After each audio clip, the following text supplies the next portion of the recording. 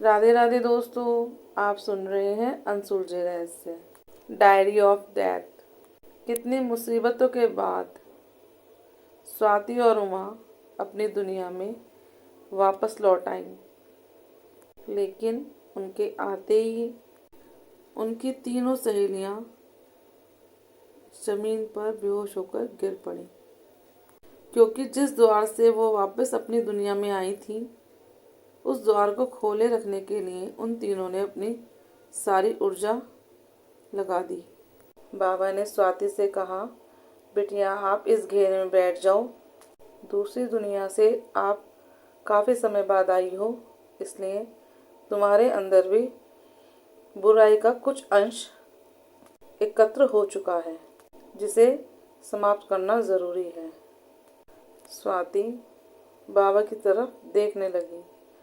तभी उमा ने कांपती हुई आवाज़ में स्वाति को उसे वापस लाने के लिए बाबा ने कितनी भयानक शक्तियों से सामना करना हम सभी को सिखाया, कैसे ये द्वार खुलेगा और कैसे दूसरी दुनिया में जाकर मैं तुम्हें लाऊंगी और कैसे तुम्हें सुरक्षित रखूंगी। ये सारी बातें जब सविस्तार स्वाति ने उमा को कहते सुना तो स्वाति की आंखों से आंसू बहने लगे।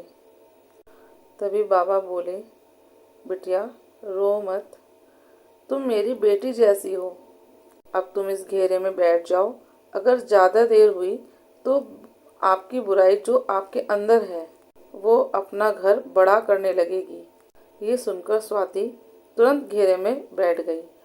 जैसे ही बाबा ने मंत्रोच्चारण शुरू किए, वहाँ आसपास की दीवारों पर काले रंग की परछाइयाँ उभरने लगीं, हवाएं तेज होने लगीं।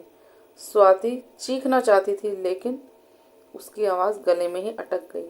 तभी बाबा ने अंतिम मंत्र बोला और अचानक सब कुछ शांत हो गया। स्वाति बेहोश होकर गिर पड़ी। कुछ पलों के बाद बाबा ने उसके हाथ में एक सुरक्षा धागा बांधा। अब ये दूसरी दुनिया तुम्हें छू भी नहीं पाएगी। फिर उसी समय उन तीनों सहेलियों को भी होश आने लगा। बहुत मुश्किल से वो उठ पाईं। उनके शरीर में बहुत कमजोरी थी, जैसे किसी ने अंदर तक की सारी ताकत उनकी निचोड़ ली हो। जैसे जैसे वो धीरे धीरे बैठी, बाबा ने उनके हाथ में पंचामृत मिला हुआ दूध थमा दिया।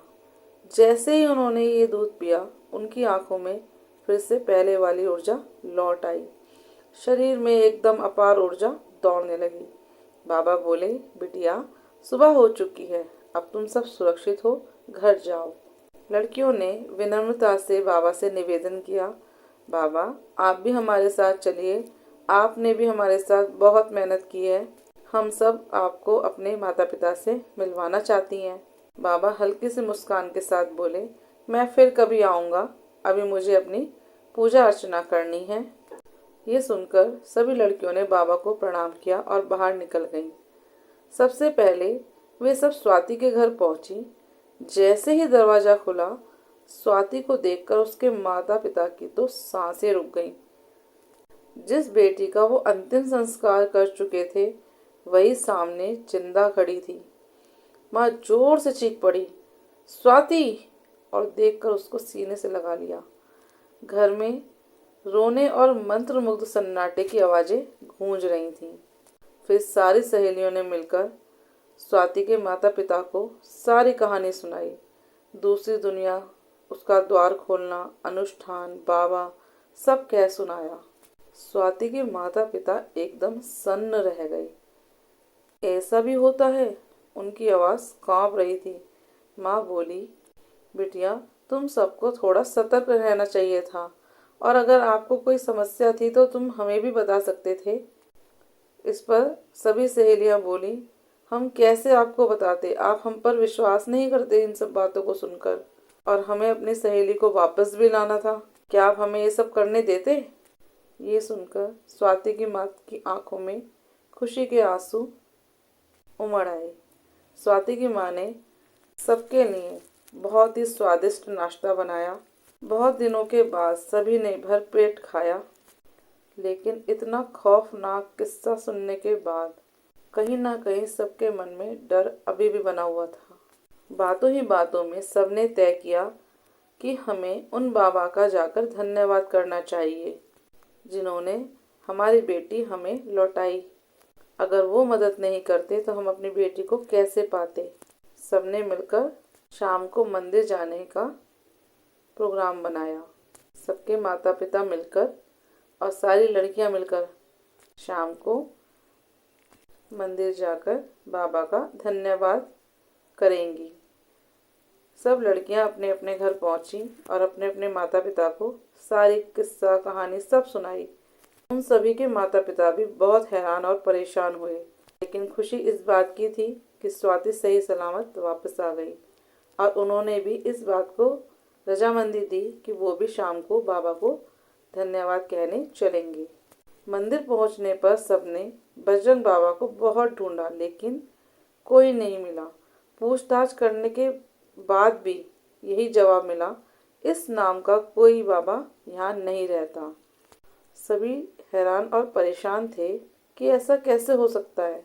तभी सभी के माता पिता ने कहा, बिटिया आप सभी भगवान के आगे जाकर भगवान को धन्यवाद कहें और कहें जिन बाबा को उन्होंने हमारी सुरक्षा के लिए भेजा था उनका भी धन्यवाद भगवान के सामने ही करें, तो आपका ये धन्यवाद उन तक जरूर पहुंच जाएगा।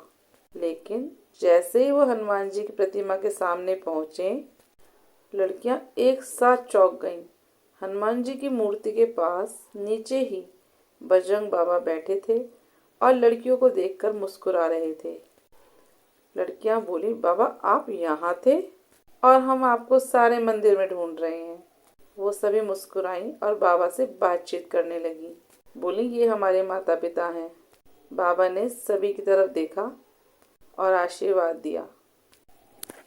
माता पिता हैरानी से देखते हुए कहते हैं, यहाँ तो सिर्फ हनुमान जी हैं।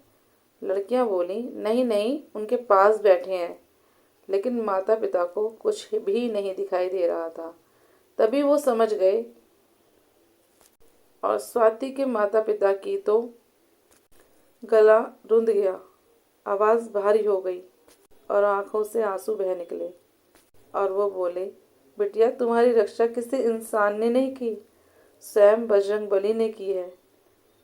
ये सुनकर लड़कियों की आंखों से आंसू बहने लगे। सबने एक साथ हनुमान जी के चरणों में सिर झुका दिया और जैसे ही सर उठाया तो बजरंग बाबा वहाँ नहीं थे। सिर्फ एक ठंडी सी हवा और मंदिर में घंटियों की गूंज रह गई। लड़कियां बोली, क्या ऐसा होता है कि स्वयं ईश्वर आकर आपकी मदद करें? इस पर उसके माता पिता बोले, जिस तरह से दूसरी दुनिया है उसी तरह से हमारे ईश्वर भी इस धरती पर रहते हैं। और सभी भगवान का धन्यवाद करते हुए अपने घर की तरफ चले गए। तो दोस्तों, कैसी लगी आपको ये स्टोरी? आज स्टोरी का अंत है बिल्कुल, अब इसका नेक्स्ट पार्ट नहीं आएगा। कहानी अच्छी लगी हो तो लाइक शेयर सब्सक्राइब जरूर कीजिए। कमेंट करके बताना कि क्या आपके ईश्वर आपकी मदद करते हैं। मिलते हैं नेक्स्ट स्टोरी के साथ, नेक्स्ट पार्ट में, नेक्स्ट एपिसोड के साथ। राधे राधे, बाय।